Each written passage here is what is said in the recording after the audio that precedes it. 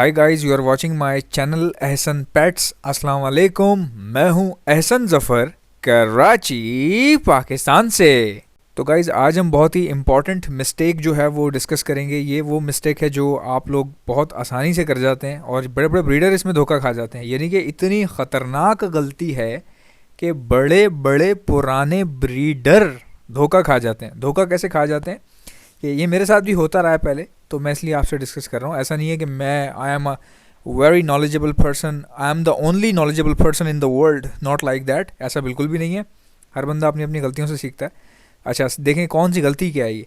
गलती ये है कि जब भी हम कोई बर्ड लेते हैं, कोई भी एक सेटअप खोलते हैं, अब मिसाल के तौर पे किसी ने फिंचेस रखी हैं, किसी ने बजीज़ का सेटअप शुरू किया है। हैप्पी न्यू ईयर होने वाला है मुझे लग रहा है, क्योंकि पटाखे शुरू हो गए हैं बहुत ज़्यादा। अब लेट सपोज़ आपका जो है ना बजरी का सेटअप चल रहा है, अर्निंग दे रहा है आपको, ठीक है। तो इस बीच आपको बहुत सारे लोग ऐसे मिलेंगे भाई जो आपको आके बोलेंगे, अबे अब तो आजकल ओपलाइन का ज़माना चल रहा है, लोग लव बर्ड का स्कोप है भाई, स्कोप लव बर्ड का या फिशर का या ओपलाइन का या क्रीमिनो, एल्बिनो, डेकिनो, चेकिनो, ये रखो। ये क्या रखे हुए तुमने यार, ख़त्म कर बे इसको, हटा, सावन की घटा, बत्ती बुझा, सो जा। तो ये वाली बातें बहुत लोग करते हैं। आप जब भी, चाहे आपने फिंचेस रखी हों या बजीज रखे हों, अगर आपके पास फिंचेस ब्रीड कर रही हैं, सेटअप चल रहा है, कभी भाई आपने ऐसे लोगों की बातों पे गौर नहीं करना। अगर आपके दोस्त हैं, ये करीबी लोग हैं, तो सुन लें, एक कान से सुन के दूसरे से निकाल दें। और समझदारी इसी में कि ऐसे गर्दन हिला दिया करें, हाँ सही बोल लो, सही बोल लो, चुप हो जाया करें, ये बोल के चुप हो जाया करें। अब मसला क्या है, मैं आपको बताता हूँ कि प्रॉब्लम आती कहाँ है। देखें, जब आप स्विच करते रहेंगे ना बार बार, अब मिसाल के तौर पे आपने बजरी ली है, ठीक है, उन्होंने एक साल आपको तंग किया। हालांकि ऐसा होता नहीं है, एक साल तक ऐसा चलता नहीं है। मिसाल ले लें कि 2 महीने उन्होंने आपको तंग किया, 2 महीने 3 महीने हो गए, ब्रीड नहीं आई, क्योंकि बजरी इतना ज़्यादा तंग नहीं करता, फ़ौरन ब्रीड कर देता। मैं आपको एग्जांपल दे रहा हूँ। बजरी को सेटअप डाले हुए आपको 4 महीने 3 महीने हो गए, आपको तंग कर रहा था, तो ब्रीड अभी आई नहीं है, अभी आनी है। अब आप क्या है कि तंग हो रहे हैं कि यार ब्रीड ही नहीं आ रही, ब्रीड ही नहीं आ रही। अब आपको ये नहीं पता कि आपने हो सकता है 3 महीने के उठाए हों, 3.5 महीने के उठाए हों, तो इसलिए लेट हो रहा है। अब इस बीच ना आपका जहन जाएगा, जब आप दूसरी चीज़ें देखते हैं ना, किसी का आपने ओपलाइन देख लिया, वो प्यारा लग रहा है आपको, किसी के आपने जो है वो ब्लू फिशरी देख लिया, आपको अच्छी लग रही है। अब आप सोच रहे हैं यार ये बंदा जो है माशाल्लाह इसके पास ब्रीड आ रही है, तो ये इसका मतलब ये है कि ये परिंदा सही है ब्रीडिंग के लिए। अब आपका ध्यान क्या होगा, आपको शैतान भटकाएगा कि ओपलाइन लो पागल, ओपलाइन लो, ब्लू ओपलाइन ले लो, फलाना ले लो, ये ले लो। तो आपने बहकावे में नहीं आना। याद रखें, जो चीज़ जब ख़रीद लेना उसको टाइम दें, उसको इज़्ज़त दें, वो आपको कमा के देगी। ये मेरा आपसे वादा है, ठीक है। कोई भी चीज़ जब आप ख़रीदते हैं तो आप उसको इज़्ज़त, उसकी रिस्पेक्ट करें, उसका जो टाइम स्पैन है उसको पूरा करने दें। बर्ड जो है ना सेट होता है, टाइम लेता है, और जैसे ही वो सेट होने वाला होता है आप स्विच कर जाते हैं, आप अपने सारे बर्ड बेच के। मैं असल में एल्बाइनो ले रहा हूँ, एल्बाइनो और क्रीमिनो। तो उस टाइम पे क्या होता है, फिर आपने वो भी टाइम बर्बाद कर दिया जो आपने पुराने बर्ड पे लगाए हुए थे। वो बर्ड ब्रीड करने वाला हो सकता है हो गया हो, आपने सेल कर दिया, अब आप क्रीमिनो लगा रहे हैं। अब क्रीमिनो लगाया आपने, वो आपको किसी ने एक एक पीस पट्ठा दे दिया, को मसला हो गया, उसने भी फिर 6-8 महीने आपके पी गया, सारा सीज़न बर्बाद कर दिया। फिर उसके बाद जब वो ब्रीड पे आया तो पता लगा किसी में फर्टिलिटी नहीं आ रही। अब आप और परेशान हो गए, यार शायद मेरी किस्मत ही ख़राब है। आपकी किस्मत नहीं ख़राब, आपका दिमाग ख़राब है, ठीक है। तो हमेशा जो बर्ड रखा हुआ है, हाँ, अब मिसाल के तौर पे आपने 40 पेयर बजरी के रखे हुए हैं, ठीक है, उसके बाद आपको किसी के कॉकटेल पसंद आ रहे हैं, तो आप 5 पेयर ले लो, कौन मना कर रहा है आपको। या आपको लव बर्ड पसंद आ रहे हैं, या आपको ओपलाइन फिशर पसंद आ रहे हैं, या ब्लू फिशरी पसंद आ रही है, आप 5 पेयर ले लो, 10 पेयर ले लो, जितना आपका दिल करे ले लो। लेकिन अपनी चीज़ जो घर पे रखी हुई है, भले वो ब्रीड ना कर रही हो, निकालनी नहीं है भाई, वो नहीं बेचनी। क्योंकि वो आपने जिसको बेचनी है, जिसके पास वो चीज़ जाएगी, उसको उसके मज़े हो जाएंगे। क्योंकि वो टाइम जो उस बर्ड का एक्सपीरियंस करना था उस बर्ड ने, वो आपने पास करवा दिया। अब वो बिल्कुल रेडी है, ब्रीड कर सकता है, किसी भी वक्त वो परफॉर्म कर सकता है। अब आप उठा के किसी और को दे रहे हैं ये सोच के कि ये बेकार है, और जो ले रहा है उसकी किस्मत देखें, जैसी वो लेगा 1 महीना रखेगा, ब्रीड आ जाएगी। तो हमेशा टिक के काम करना सीखें। हमारे यहाँ हमारी जो मुल्क जो हमारा बर्बाद हो रहा है ना, वो इसी वजह से हो रहा है कि हम बड़ी जल्दी डिस्ट्रैक्ट हो जाते हैं। कोई भी काम हम एक काम जो है ना टिक के नहीं कर सकते।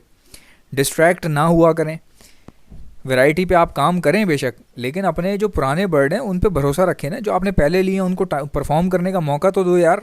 ये थोड़ी होता है, लोग तो, मैं बताया ना आपको, मैंने कॉकटेल 3 साल, यानी एक ही फैमिली के पेयर मैंने लिए, उनको मैंने 3 साल रखा। उस 3 साल में आप यकीन नहीं करेंगे, आंधी भी देखी, तूफान भी देखा, ब्रीड का नामो निशान नहीं था, सवाल ही पैदा नहीं हो रहा था ब्रीड का वहाँ पे। लेकिन बस अच्छा मैं मसरूफ़ था, यानी कि मेरे पास इतना भी टाइम नहीं था कि मैं सेल कर सकूँ उनको। उस वक्त की बात बता रहा हूँ क्योंकि मेरे एग्ज़ाम्स चल रहे थे फ्रीक्वेंटली, तो वो पढ़े के पढ़े रह गए। हालांकि मैं अगर फ़ारिग होता तो मैं बेच देता, क्योंकि मैं तंग आ चुका था उनसे, 3 साल हो गए थे यार, क्या करता। लेकिन आप अल्लाह की कुदरत देखें यार, मेरे पास टाइम हो नहीं रहा था बेचने का, और मैं सोच रहा था पेपर के बाद बेचूंगा, और यकीन करें वो सब के सब ब्रीड पे आ गए, और ऐसी ब्रीड दी है ना उन्होंने। 5 6 7 साल हो गए उस बात को, अभी तक वही पेयर चल रहे हैं, वही ब्लड लाइन चल रही है मेरे पास, बच्चे पे बच्चे, इतना ठीक ठाक मैंने उनमें से कमाया है, आज तक मैं कमा रहा हूँ उनसे, ठीक है। तो ये आपको मिसाल दे रहा हूँ मैं। कोई भी बर्ड लें, अच्छी बात है बर्ड लेना, बर्ड ख़रीदने चाहिए आपके पास, अगर अफोर्डेबिलिटी है, आपका अल्लाह ने अगर इतनी तौफीक दी है तो इसमें कोई बुराई थोड़ी है। आपको बर्ड वर्ड परचेज़ कर रहे हैं, नई नया आइटम आप ऐड कर रहे हैं अपने सेटअप में, वो तो समझ में आता है। अपनी कोई चीज़ नहीं देनी, तब तक नहीं देनी अगर किसी चीज़ को ऑब्ज़र्व किया हुआ है, आजमाया हुआ है, कोई चीज़ ख़राब है, कोई चीज़ चल नहीं रही, काम की नहीं है, नज़र आ गया ये बिल्कुल बेकार है, उसको फिर आप जाके जो है ना सेल कर दिया करें, बेशक निकाल दें, सेल कर दें, वो आपका अपना मसला है, ठीक है। वो आपको, आप जैसा ठीक लगे आप करें। लेकिन अमूमन यही हर बंदा यही करता है, अपने सेटअप से चुन के वो माल निकालता है जो उसके काम नहीं आ रहा होता, या उसको काम का नहीं होता, या परफॉर्म नहीं कर रहा होता, तो वो फिर बंदे बेच देते हैं। तो इस तरह आपने भी यही करना है, ज़ाहिर है ख़राब चीज़ कोई कब तक रखेगा, उसको होल्ड नहीं कर सकते, उसको आप सेल कर दें। लेकिन ख़राब में क्या क्या होता है भाई, एक बर्ड अगर ब्रीड नहीं कर रहा तो वो ख़राब थोड़ी है। हो सकता है उसकी एज कम हो, वो अपना टाइम ले रहा हो, करने वाला हो, ठीक है ना, तो वो ख़राब नहीं होगा। ख़राब कौन से होते हैं कि जी एक बर्ड ने ब्रीड की, ब्रीड इनफर्टाइल आ गई, कोई बात नहीं, वो ख़राब नहीं है। दूसरी ब्रीड की, फिर इनफर्टाइल आ गई, कोई बात नहीं। तीसरी ब्रीड की, फिर इनफर्टाइल आ गई, अब ये पेयर ख़राब है, ठीक है। अब ये पेयर ख़राब इसलिए क्योंकि 3 बार ये ब्रीड कर चुका है, तीनों बार फर्टाइल ही नहीं हो रहे ना अंडे, ठीक है। इस केस में क्या है कि मेल का मसला है, मेल चेंज करना पड़ेगा आपको। लेकिन रिस्क से बचने के लिए अब कौन इतना रिस्क ले, पूरा पेयर आप उठा के सेल कर दें, डायरेक्टली जाके कोई दूसरा पेयर ले आएँ, ख़त्म हो गई बात। अगर आप रिस्क लेना नहीं चाहते, बिल्कुल क्लियर निकलना चाहते हैं, तो आप पेयर अपना चेंज कर दें, सेल कर दें, दूसरा ले आएँ। अच्छा, अब एक बर्ड है, मिसाल के तौर पे पहला ब्रीड था उसका, अंडों पर बैठा और डेड इन शेल हो गए, यानी जब आपने अंडे तोड़ के देखे 30 दिन के अंडे पड़े हुए थे, बच्चे निकले नहीं, तो आपने सोचा क्यों नहीं निकल रहे। आपने वो अंडे उठाया, आपने तोड़ के देखा, उसकी फर्टिलिटी चेक की, तो पता चला कि जी बच्चे बने हुए हैं अंदर, अंदर ही मर गए, सड़ गए, बाहर ही निकले, निकल नहीं सके या निकले नहीं, जो भी है, तो इसको डेड इन शेल कहा जाता है। तो जो पेयर जिसने डेड इन शेल के बच्चे दिए, क्या वो बेकार है? नहीं भाई, वो बेकार नहीं है। डेड इन शेल की डिफरेंट रीजंस होती हैं। पेयर ने अपना काम बिल्कुल ठीक से किया, फर्टिलिटी आ रही थी तो बच्चा बना है ना। बच्चे का मरने के लिए उसका ज़िंदा होना बड़ा ज़रूरी है, तो ज़िंदा था तो मरा है ना वो। तो ये जो डेड इन शेल है ये रिकवर हो जाता है, और पहले ब्रीड में अक्सर डेड इन शेल हो जाते हैं किसी ना किसी वजह से, तो शुरू की 1 से लेकर 3 ब्रीड तक ज़ाया हो सकती हैं, ठीक है ना। उसको आप पेयर को टाइम दे दें, आप चौथी ब्रीड का भी मौका दे दें। एक होता है कि फर्टिलिटी ही नहीं आ रही, चौथी ब्रीड मार दी फिर भी फर्टिलिटी नहीं आ रही, तो उसको फिर आप सेल कर दें। हालांकि काफ़ी लोगों ने मुझे कहा है कि हमने जो मल्टीवाइटामिन्स आपने हमें बताई थी वो हमने दी, तो उससे फर्टिलिटी हमारी सही हो गई। तो भाई देखें, हो गई होगी, लेकिन मैं मल्टीवाइटामिन का ना काम ये नहीं है, मल्टीवाइटामिन का काम ही अलग है। मल्टीवाइटामिन दी जाती है पट्ठों को ताकि अच्छे तैयार हों, या ब्रीडर पेयर को दी जाती है ताकि जो वो बच्चों को फीड करवा रहा है उसकी जो भी कमी है वो पूरी हो सके। मल्टीवाइटामिन का फर्टिलिटी से कोई ताल्लुक़ नहीं है, ठीक है। हाँ, मतलब अगर देखा जाए लॉजिकली, अगर सोचा जाए तो है कि मल्टीवाइटामिन की अगर किसी बर्ड की कमी पूरी हो रही है तो हो सकता है भाई कि वो फर्टाइल ब्रीड, उसकी ब्रीड जो है फर्टाइल आ जाए, उसकी बॉडी की कमी पूरी हो जाए, तो चांसेस होते हैं, ठीक है। लेकिन लंबे काम है।